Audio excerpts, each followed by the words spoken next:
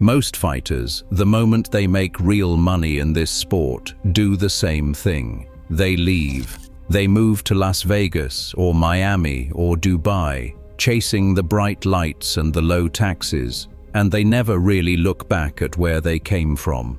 Max Holloway did the opposite. He is one of the most beloved fighters on the entire planet, a former champion who holds records nobody else is even close to touching. And every single time he walks to the cage, he carries a Hawaiian flag and the name of one specific hard-edged neighborhood on his shoulders. He never left it. This is the story of how a kid from a broken home in one of the toughest corners of Hawaii became a world champion, and then refused to leave home behind. It starts in a place called Waianae. Jerome Max Kelly Holloway was born on the 4th of December 1991 in Honolulu and raised in Waianae on the west side of Oahu. Forget the postcard version of Hawaii for a second.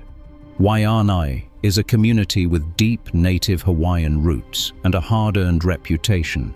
A place where, as the locals put it, a good pair of fists was currency long before Max ever competed. He is of native Hawaiian and Samoan descent, and he has never once let anyone forget it. But paradise was not gentle with him. His home life was rough. His parents struggled with drug addiction, and his father walked out when Max was still a young boy. His mother would later fight her way back to recovery, but for a long stretch, this was a childhood defined by things no kid should have to carry. What saved him was a gym. At 15 years old, Holloway walked into a local fight team in Waianae, and something immediately clicked. The story goes that after only a few days of training, his coaches already had him booked to compete, and he won his very first amateur fight. Early on, they called him Little Evil.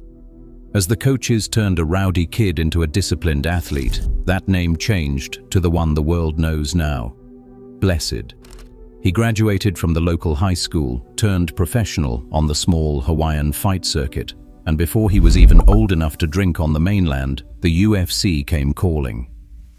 He made his UFC debut in 2012 at just 20 years old, the youngest fighter on the entire roster.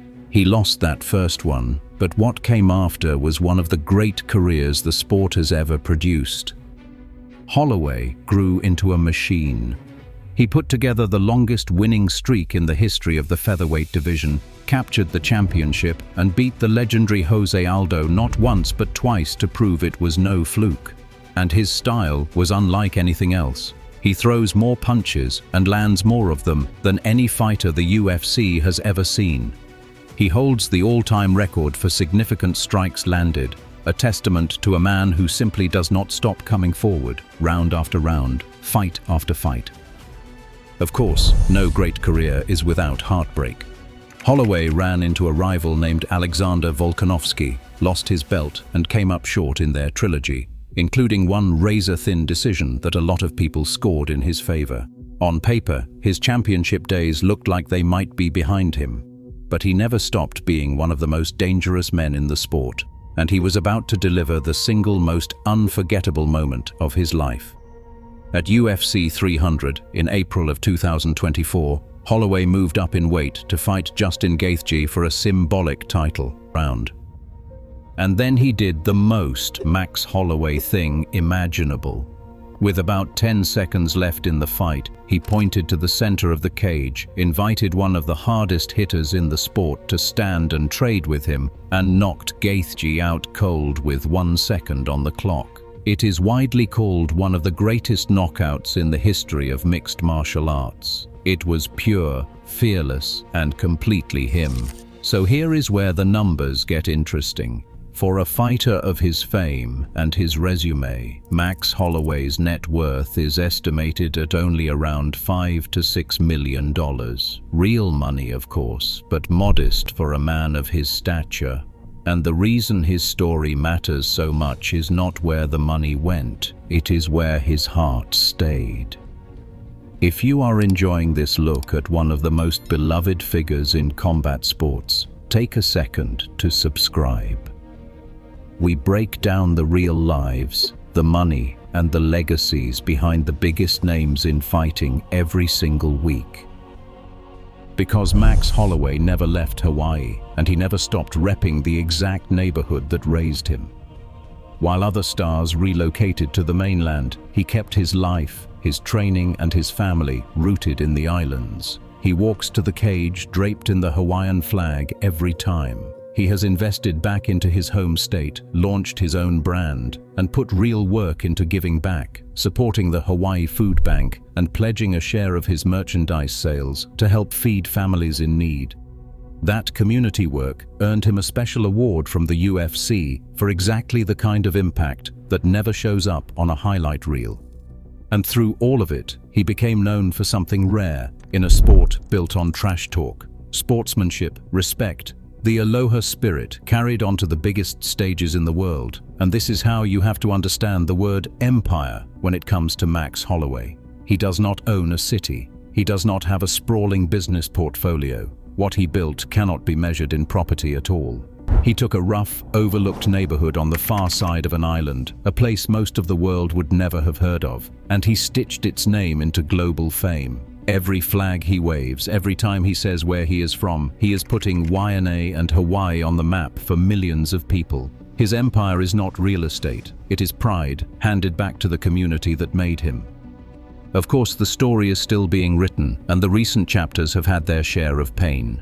Chasing the featherweight title again in late 2024, Holloway ran into a young knockout artist named Ilia Topuria and was stopped. At his age, in a brutal sport full of hungry young challengers, everyone knows the window to wear a world title again is narrowing. He keeps headlining the biggest cards, keeps thrilling crowds, and keeps chasing, but nobody can say for sure how many chances are left.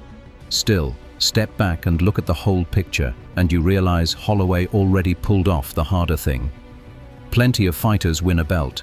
Very few become a global superstar and stay exactly who they were, from exactly where they are from. The kid from the broken home in Waianae grew into a champion, a record breaker, and a walking symbol of an entire community, and he never once pretended to be anything else. Whether or not he ever wears a world title again, that part of the story is already won. So here is the thought worth sitting with.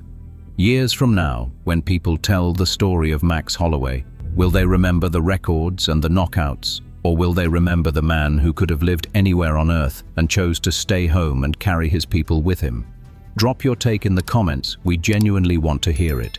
And if you want more real stories from the world of fighting, the struggles, the heart, and the legacies behind the biggest names, hit subscribe and stick around.